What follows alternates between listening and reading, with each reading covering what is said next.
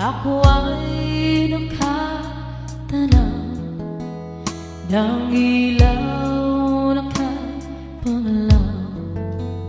Halos di ko makita. Tulungan mo ako,